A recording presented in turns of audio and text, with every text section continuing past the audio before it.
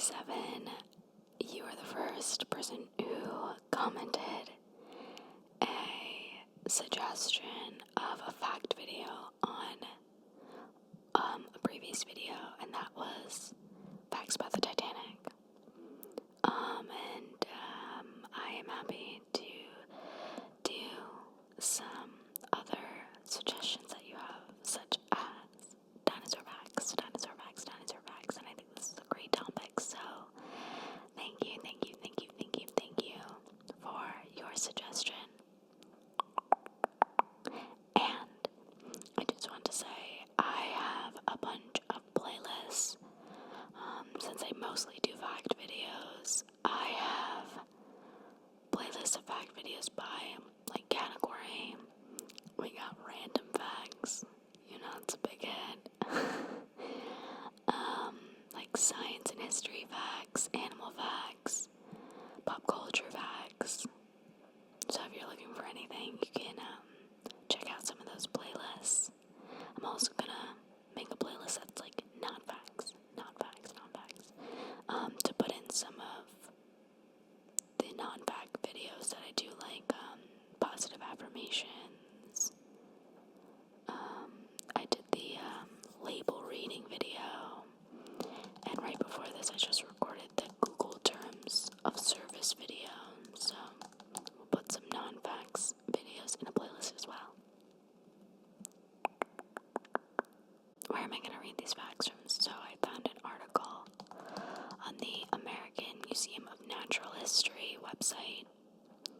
Dinosaur Facts is what it's called. I love the Museum of Natural History. It is really just like, I feel like it brings the kid out of me all the time going there, seeing the fossils, seeing the animals, different animals from different time periods, going into the room with the big blue whale. Like, it's just, I love it. No matter how many times I go, I love it. So let's just dive in. So they have some basic dinosaur facts.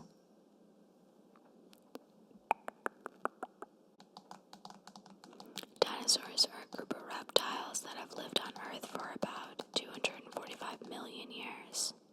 Wow. In 1842, the English naturalist Sir Richard Owen coined the term Dinosauria, derived from the Greek dinos, meaning fearfully great, and sauros, meaning lizard. Fearfully great lizard. I read a fact once that just blew my mind for no reason, really. But that, like, the founding fathers of the United States, like George Washington, all of these, like, people, they never knew that dinosaurs even existed. They never knew. People, in the 1700s had no clue about the dinosaurs. And that just puts in perspective, like, what scientific, historical things are they going to uncover in my lifetime that previous generations didn't know, and then, like, in lifetimes past mine. Dinosaur fossils have been found on all seven continents. All non-avian dinosaurs, so non-flying dinosaurs, went extinct about 66 million years ago. There are roughly 700 known species of extinct dinosaurs. Wow. Modern birds are kind of dinosaurs because they share a common ancestor with non-avian dinosaurs. Oh, it says modern birds, not our kind of dinosaurs, are a kind of dinosaur. Because they share a common ancestor. So then they go into a section about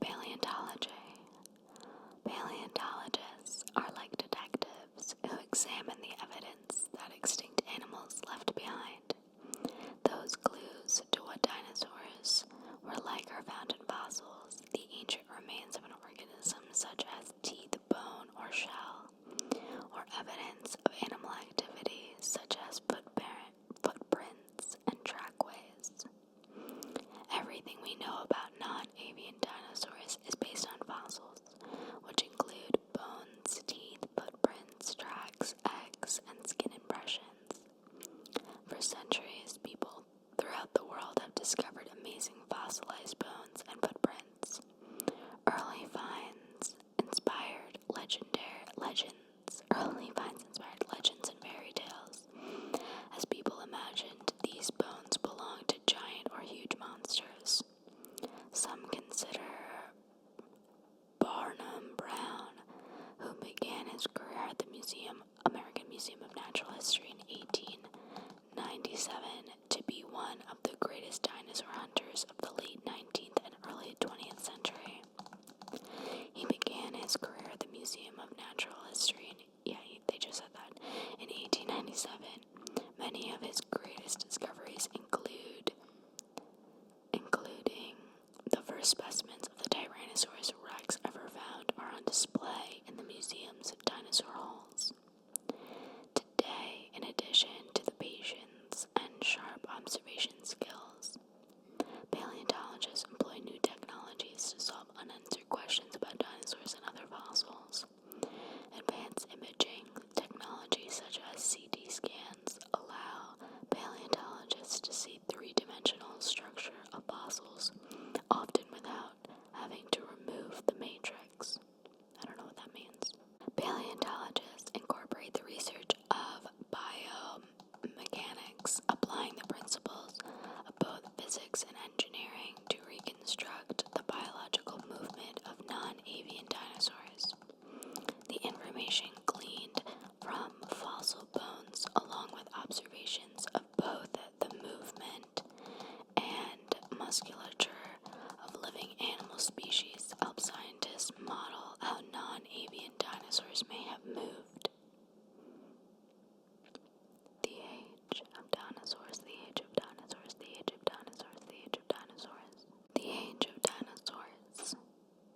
The earliest known dinosaur appeared during the Triassic period, approximately 250 to 200 million years ago. Dinosaurs evolved into a very diverse group of animals with a vast array of physical features, including modern birds. Contrary to what many people think, not all dinosaurs lived during the same geological period. Stegosaurus, for example, lived during the late Jurassic period about 150 million years ago.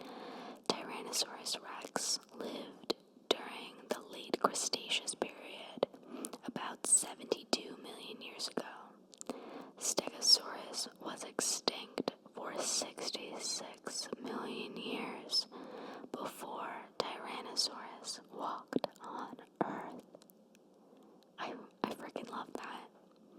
I love that the study of dinosaurs kind of just, besides the whole comet wiped out all the dinosaurs, it's not like the comet wiped out the Stegosaurus. The Stegosaurus was already extinct 66 million years before.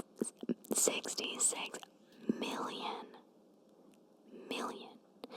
years before the Tyrannosaurus ever walked on Earth. It's just like dinosaurs are the study of extinct animals. They're the specific kind of extinct animals, like the reptiles. But I don't know. It just really puts into perspective that not all dinosaurs were just wiped out because of a comet. Right? To me, it's dinosaurs, woolly mammoths, saber-toothed tigers, they all existed at the same time, and then boom, comet happened. And now we have the life we have now.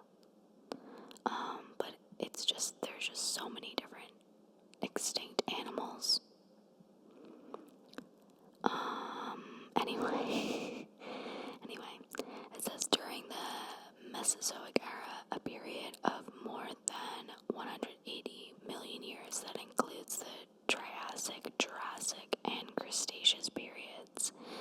A species of non-avian dinosaur evolved into a species of avian dinosaur. This avian dinosaur is the first bird and the forerunner of all birds. Every non-avian dinosaur went extinct 66 million years ago. Okay.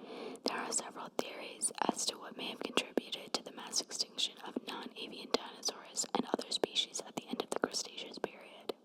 It is certain that a massive asteroid or comet struck Earth during this time, causing a dramatic shift in Earth's climate. Some scientists speculate that this impact had catastrophic consequences for life on Earth, but other factors, including changing sea levels and large-scale volcanic activity, may have also played a significant role in this mass extinction. Dinosaur fossils and fossilization. Paleontologists use fossil evidence preserved in ancient rock to discover how long extinct animals lived and behaved. In most cases, a fossilized bone is actually a rock made out of minerals with no trace of the original bone material. That's interesting. That's interesting. So it's not the actual bone itself. It's a rock made out of minerals. So what are all the bones that are at the Museum of Natural History?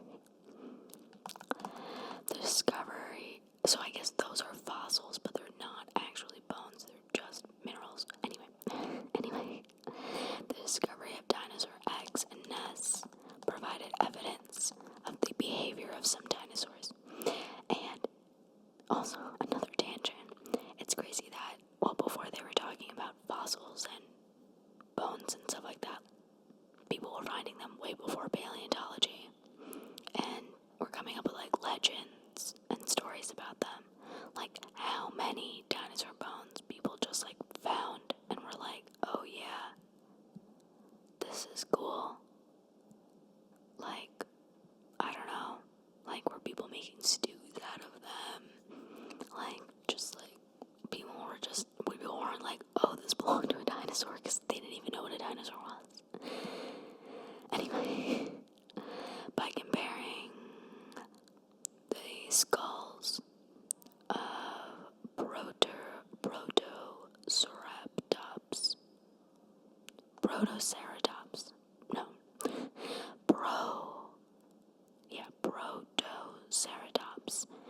of different ages, paleontologists can draw conclusions about how some dinosaurs grew. Yeah, I had heard a fact that was like, originally they thought there were so many more species of dinosaurs, but a lot of them were just like, they thought there were smaller dinosaurs and big, but they were just like younger versions of them. To discover how organisms lived in the past, paleontologists look for clues preserved in ancient rocks, like fossilized bones, teeth, eggs, footprints, teeth marks, leaves, and even dung of ancient organisms.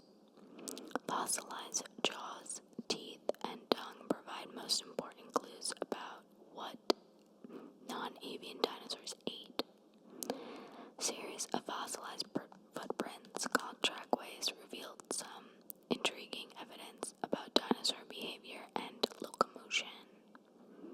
Until recently, it was believed that feathers were unique to birds. Recent discoveries, however, have unearthed evidence for feathered non-avian dinosaurs. And apologies, this article is mostly about paleontology and not about dinosaurs themselves and the discoveries that these paleontologists have made. I definitely want to make a part 2 and find some more things about like, oh, the Stegosaurus did that, or like whatever. For some more like fun facts. Paleontologists looking for dinosaur fossils begin their work by surveying areas to find sedimentary rock from the Mesozoic era. Finding the right spot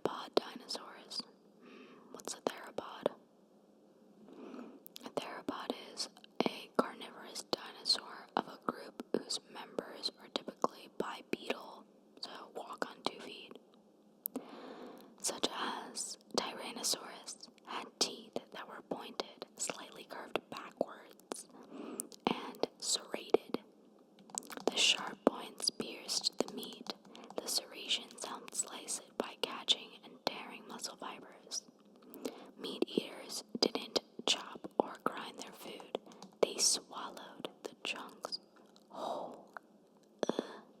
Why'd they do that? Plant-eating dinosaurs had teeth of various shapes, designed for their particular diets. Triceratops, for example, had hundreds of teeth that formed a solid wall with sharp ridges. Okay, the teeth were used to chop off vegetation. Other plant eaters, such as Anatotitan, had wide, flat teeth that they used to grind through vegetation. The long-necked dinosaurs, such as Diplodocus, had long pencil-like teeth that they used to rake the leaves off branches. These dinosaurs swallowed the leaves whole. They also ingested small stones called gastroliths, most likely to grind up the food in their stomachs, much the same way modern birds, such as parakeets and chickens, do today. From an individual footprint, scientists can estimate the height of a dinosaur that made it. A rough estimate of the leg length is obtained by multiplying the footprint by 4, the footprint length by 4. A footprint can also provide clues about the kind of dinosaur that made it. 3-toed, sharp-clawed print means the footprint maker was likely a theropod, usually a carnivore. So that was 3-toed, sharp-clawed. A 3-toed print with rounded toes, usually probably belonged to an orthopod dinosaur, a herbivore. And an orthopod is... Oh, they're still bipedal. Oh, because the sharp-clawed means that they need to claw things, but around, they're just walking around. But they're herbivore. And pairs of unequal-sized prints were most likely the work of the four-legged, long-necked, long-tailed dinosaur called sauropods, another group of herbivores. Modern birds, or avian dinosaurs, have skeletal features that are almost identical to some non-avian dinosaurs. Feathers evolved before flight and may have functioned as insulation to keep dinosaurs warm or for display as a way to attract mates. Yeah, as I was saying before, I want to find some more dinosaur fun facts because some of those about the feet and stuff were cool. Do you have a favorite dinosaur? My favorite dinosaur, I don't know why, and I don't know how this came about, but when I was a kid, I always loved the Parasaurolophus. It's the dinosaur that has an elongated bone in its head where it sticks out the back. And it, I think it's a herbivore. It is a bipedal. I think it's a bipedal herbivore. And I'm looking at it right now. I have a little in my little tchotchke section of my living room. I have a little Parasaurolophus stuffed animal. Why? Where'd I get that? No clue. A Parasaurolophus finger puppet that looks the most lifelike. It's and then also